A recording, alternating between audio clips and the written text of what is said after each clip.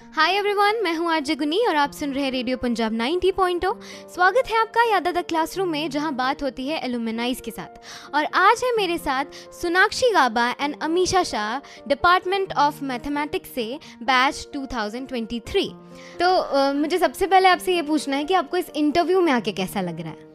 यहाँ पे आकर मुझे काफ़ी अच्छा लग रहा है। ऐसा लग रहा है कि अब हमारी जो भी जर्नी है कॉलेज में और कॉरपोरेट में, वो हम यहाँ पे शेयर करेंगे ताकि सबको पता चले कि हमारी क्या जर्नी रही है कॉलेज टू कॉरपोरेट। ओके, मैं आपसे पूछना चाहूँगी कि आपको इस इंटरव्यू में आके कैसा लग रहा है? मेरे को ऐसा लग रहा है कि अभी हम ना जो हमारे पास्ट के 2 इयर्स थे, अभी वो सारा कुछ रिकॉल होगा, वो सारी मेमोरीज रिफ्रेश होंगी। एग्जैक्टली तो चलिए बात करते हैं आपके थोड़े से स्टूडेंट लाइफ के बारे में।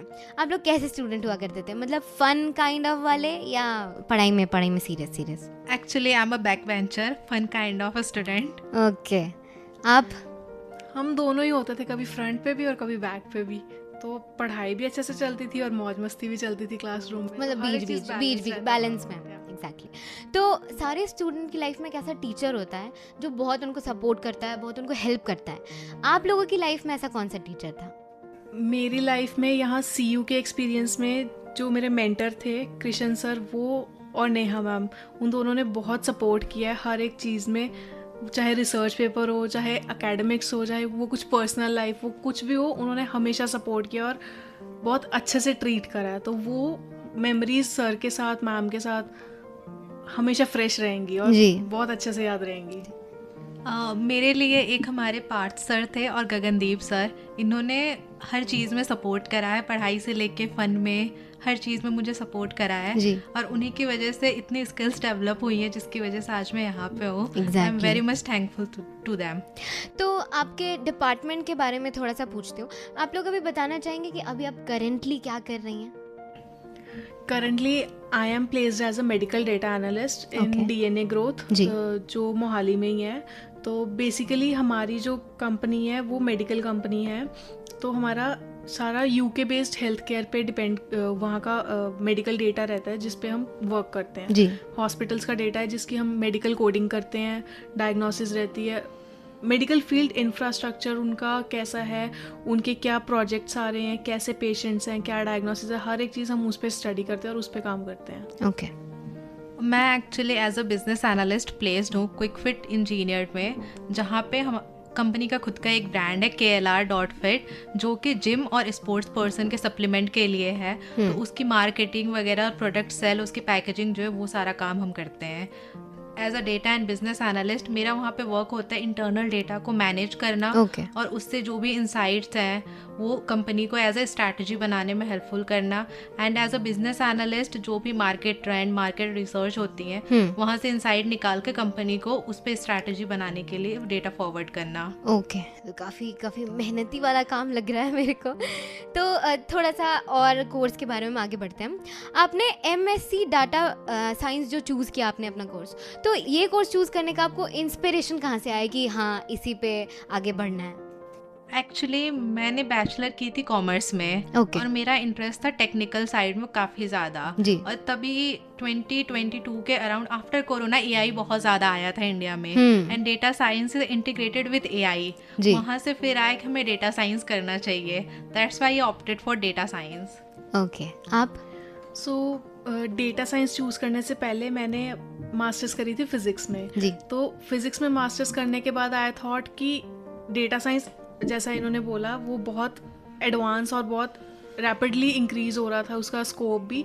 तो आई थॉट कि जो फिजिक्स और डेटा साइंस का जो कॉम्बिनेशन होगा वो बहुत बेनिफिशियल है और बहुत इंटरेस्टिंग रहेगा। तो और स्टडी और उसकी हर एक चीज़ बहुत इंटरेस्टिंग था। तो I have choose data science for that. Okay, तो कॉलेज का करिकुलम जो होता है और जो सब्जेक्ट्स होते हैं, तो उनमें रियल वर्ल्ड प्रॉब्लम सॉल्विंग में आपको कैसे हेल्प करा उसने? हमारे ना कुछ सब्जेक्ट्स थे, मशीन लर्निंग, डीप लर्निंग। वहाँ से रियल वर्ल्ड की प्रॉब्लम जब हमने वो चीज़ पढ़ी तो हमें रियलाइज हुआ, हम अपने आसपास देखते थे कि क्या प्रॉब्लम है, फिर अपने आसपास चीज़ों में अगर हमें प्रॉब्लम दिख गई फिर हम उसी पे वर्क करते थे। वहाँ से हम सोल्यूशन लाते थे, फिर वही हमारा रियल टाइम प्रोजेक्ट भी बनता था। आपका भी सेम था?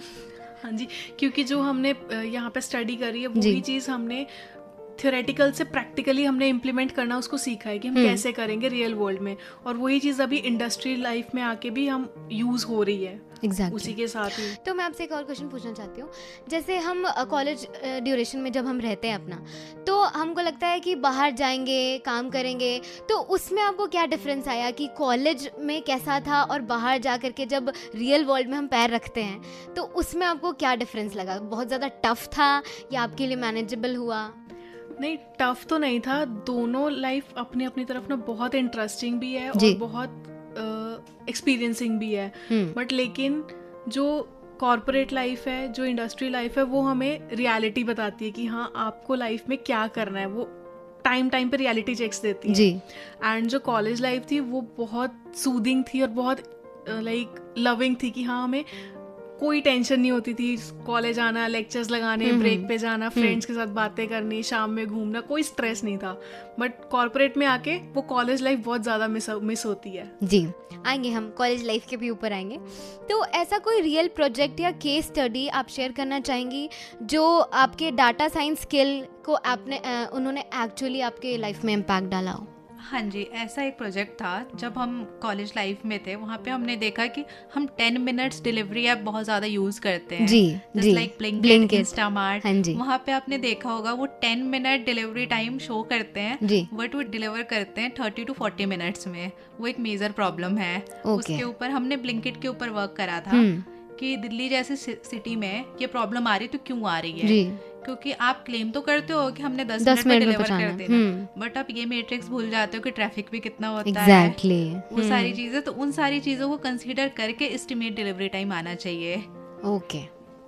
तो मैंने जो ये चीज़ एक्सपीरियंस करी है उसमें था कि मैंने एक मॉडल सोचा था और प्रेजेंट किया था यूजिंग साइन लैंग्वेज। जैसे जो डेफ लोग होते हैं, जो डेफ पीपल होते हैं, उनको और नॉर्मल पीपल को कन्वर्सेशन करने में एक बैरियर है जी। तो उसको कवर अप करने के लिए हमने एक मॉडल प्रिपेयर किया था जिसमें हमें क्या था कि ऑनलाइन एक ऐसा प्लेटफॉर्म बनाना कि जिसमें अगर साइन लैंग्वेज में एक पर्सन साइन लैंग्वेज के थ्रू कम्युनिकेट कर रहा है तो वो नॉर्मल पर्सन के पास टेक्स्ट के फॉर्म में जनरेट होके हमारे पास आए कि वो क्या बोलना चाह रहा है। एंड सिमिलरली जो नॉर्मल पर्सन बोल रहा है वो चीज़ डेफ पर्सन के पास साइन लैंग्वेज में उनके पास इंटरप्रेट होकर आए कि वो भी समझ सके कि हम क्या डिस्कवर कर रहे हैं, क्या बात कर रहे हैं। इससे क्या होगा, जो रियल वर्ल्ड में जो कम्युनिकेशन गैप है दोनों काइंड ऑफ पीपल में, इसमें एक सॉल्यूशन निकल सकता है जी। तो डेटा साइंस ने इस चीज़ में बहुत हेल्प करी, क्योंकि मेरी पर्सनल लाइफ में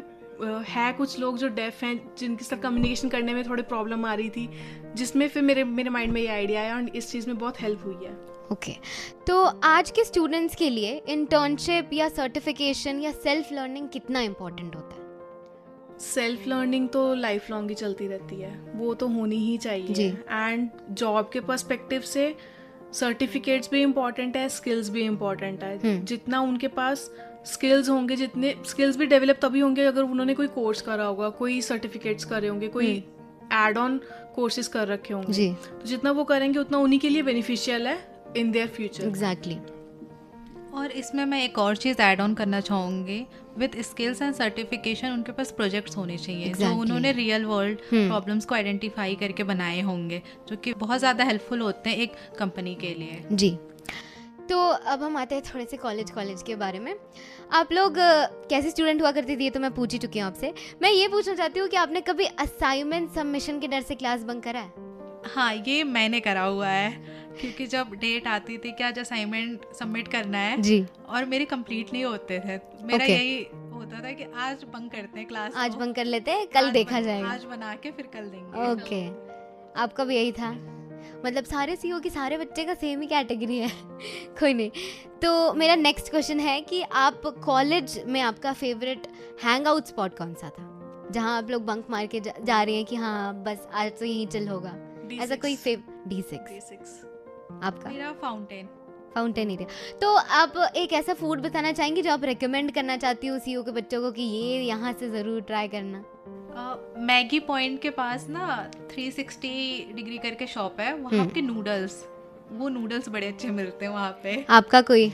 मेरे को पर्सनली D6 में ना फूड साइंटिस्ट का मिक्स सॉस पास्ता और ओरियो शेक बहुत पसंद है। ओह, फूडी लोग हैं सारे। तो अगर आपका कॉलेज लाइफ एक मूवी होता तो आप उसको क्या टाइटल देना चाहती हैं? आप टाइम ले सकती हैं सोचने के लिए, कोई ऐसा नहीं, सेल्फ मेड भी हो सकता है या कोई मूवी से जो आप अपने आप से रिलेट कर पाती हो। Kind of student of the year, क्योंकि उसमें जितना फन करते हैं ना, तो वो सारी चीजें हमने कर रखी है। ओके, मतलब फन कॉलेज लाइफ गया है। आपका कौन सा था? मेरे को यहाँ पर आके ना दोस्ती का मीनिंग पता लगा, तो मेरे अकॉर्डिंग ये जवानी है दीवानी। ओके, फ्रेंडशिप क्या होती है वो पता लगी है यहाँ पे आके। ओके, तो अटेंडेंस वर्ड सुन के आपके दिमाग में सबसे पहला कौन सा वर्ड आता है? कॉलेज टाइम पे जाना है वरना अटेंडेंस मिस हो जाएगी। सेम था। तो 75 रहता था या 90 प्लस वाले? अरे वो ना मैं कैलकुलेट करती थी कि मैंने इतने क्लासेस अगर बंक किए तो 75 कहाँ तक आ जाएगा। अच्छा, मतलब 75 तो वो 2 नंबर नहीं चाहिए रहते थे जो 90 प्लस में मैं 75 पे रहती थी। ओके, आप किस पे? मेरे वैसे तो 90 प्लस रहती थी, बट कुछ सब्जेक्ट होते थे जिसमें 90 से नीचे आ गए। फिर जब 90 से नीचे आ गया फिर लेक्चर लगाने का फायदा नहीं, क्योंकि 75 से नीचे तो जाएगा नहीं और 90 से ऊपर जाएगा नहीं। जी, बस उसके बीच में रह जाते थे फिर। ठीक है, बस डिटेल ना हो जाए बस। बढ़िया। तो आपके अकॉर्डिंग डाटा साइंस एआई के फ्यूचर ट्रेंड्स क्या है जिनके लिए स्टूडेंट को अभी भी प्रिपेयर करना चाहिए? एक्चुअली एज ए एनालिस्ट ये काफी ट्रेंडिंग जॉब है इंडिया में जी, क्योंकि वर्ल्ड में तो ऑलरेडी है ये चीज, इंडिया में नई आई है। तो एज ए एनालिस्ट आप जितना ज़्यादा एआई को यूज़ कर सको काफ़ी बेनिफिशियल होगा, क्योंकि जब आप डेटा पे वर्क करते हो, पहला तो सबसे डिफिकल्ट होता है डेटा गैदरिंग। आप डेटा कैसे कलेक्ट करते हो, और कलेक्ट करने के बाद उस पर काफ़ी ज़्यादा वर्किंग करनी पड़ती है, जहाँ आप एआई की हेल्प ले सकते हो कि कैसे उस डेटा से यूजफुल इंसाइट्स आप निकालो जो कंपनी के लिए बेनिफिशियल हो, या फिर कोई थर्ड पार्टी उसको यूज़ कर रही है तो उसके लिए काफ़ी ज़्यादा बेनिफिशियल वहाँ पे एआई का यूज़ होता है। ओके, एग्जैक्टली जैसे अमीशा ने बोला, एआई और डेटा साइंस इस टाइम पे बहुत डिमांड में भी है। तो जैसे अगर आप एआई में अपने स्किल्स एनहांस करोगे ना, तो आपको खुद का फ्यूचर, आप एक जॉब, अपनी एक पोजीशन वहाँ पे सिक्योर कर पाओगे। जितनी आपको नॉलेज उसकी ज़्यादा होगी, जितना आप प्रैक्टिकली उस पर काम करते रहोगे। तो एमएससी डाटा साइंस स्टूडेंट अपना स्ट्रॉन्ग पोर्टफोलियो कैसे बिल्ड कर सकते हैं? आप उनको कोई टिप्स देना चाहेंगे? उसके लिए तो रियल टाइम में जो भी प्रॉब्लम्स है उन पे वर्क करना आना चाहिए उनको, और उसके लिए डेटा कैसे कलेक्ट करना है वो भी आना चाहिए उनको, क्योंकि सबसे पहला स्टेप यही होता है कि आप डेटा कैसे कलेक्ट कर रहे हो, कौन कौन से सोर्सेज से कर रहे हो, वो जेन्युइन होना चाहिए। फिर आप उसके ऊपर एक प्रोजेक्ट बिल्ड करो, प्रॉब्लम को आइडेंटिफाई करो और फिर उसको सॉल्व करो। Okay, and apart from this आपको जौन सी इंटर्नशिप की अपॉर्चुनिटी मिल रही है, ग्रैब इट।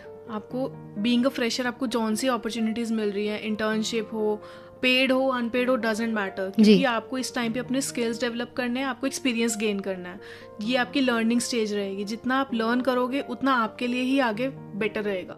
तो इसका मतलब ये है कि आपके फील्ड में या आपके या कई सारे ही फील्ड में इंटर्नशिप बहुत ज़्यादा इंपॉर्टेंट होता है। एग्जैक्टली, इंटर्नशिप बहुत मैटर करता है। Exactly, okay. तो ग्रेजुएशन के बाद आपको कौन सी ऐसी मेजर चैलेंजेस फेस करनी पड़ी और उसे आपने कैसे ओवरकम करा? ग्रेजुएशन के बाद पे कंपटीशन बहुत था कि हाँ, हम ग्रेजुएशन के बाद क्या कर सकते हैं। ग्रेजुएशन के बाद भी जॉब्स की अपॉर्चुनिटीज़ बहुत ज़्यादा थी, बट लेकिन एक स्पेशलाइजेशन करने के लिए मास्टर्स चूज करी। मास्टर्स के बाद जो अपॉर्चुनिटीज़ मिली है वो फार बेटर थी, क्योंकि एक ग्रेजुएशन और पोस्ट ग्रेजुएशन में बहुत डिफरेंस रहता है जी। तो कॉर्पोरेट वर्ल्ड में भी जॉब के लिए भी वो मैटर करता है कि आप ग्रेजुएट हो या पोस्ट ग्रेजुएट हो। ओके, अब मेरे अकॉर्डिंग सबसे बड़ी प्रॉब्लम ये थी कि अपने मास्टर्स में हम सब एआई तो यूज़ करते हैं डेली लाइफ में, बट आप कैसे यूज़ करते हो एआई को, वो सबसे बड़ा चैलेंज होता है, क्योंकि डेली आप जैसे एआई को यूज़ करते हो वैसे एआई को यूज़ किया नहीं जाता। उसके भी प्रॉम्प्ट इंजीनियरिंग वगैरह ये सारे कोर्स होते हैं। तो आपको प्रॉपरली आना चाहिए कि आप एआई को कैसे यूज़ कर रहे हो, उनको कैसे कमांड दे रहे हो, तभी एआई आपके लिए हेल्पफुल होगी। ओके, तो मेरा लास्ट क्वेश्चन आपसे ये है कि आप अपने जूनियर्स को क्या टिप्स एंड एडवाइस देना चाहती हैं कि उन्हें आप जो प्रॉब्लम फेस की हैं उन्हें वो ना करना पड़े? अब मेरे अकॉर्डिंग तो यही है कि आप जो भी स्किल बिल्ड कर रहे हो उसको इतनी स्ट्रांगली बिल्ड करो कि उसका A to Z या 360 डिग्री आपको प्रॉपरली नॉलेज होना चाहिए। बिकॉज ये ना हो कि आपने एक स्किल सीख ली और वहाँ पे आपको कोई चीज़ नहीं आ रही है। आप 2 या 3 स्किल सीखो, बट उसमें अच्छे से सीखो उसको। एग्जैक्टली, रेदर देन 10 स्किल सीखने से अच्छा आप 4 स्किल सीखो और उनको अच्छे से सीखो वो चीज़। ओके, तो थैंक यू सो मच हमारे साथ जुड़ने के लिए। ऐसे ही मज़ेदार कहानियाँ और किस्से सुनने के लिए बने रहे हमारे साथ। मैं हूँ आरजे गुनी, आपके अपने शो यादा द क्लासरूम में, ओनली एट रेडियो पंजाब 90.0, टशन पंजाबी जशन पंजाबी।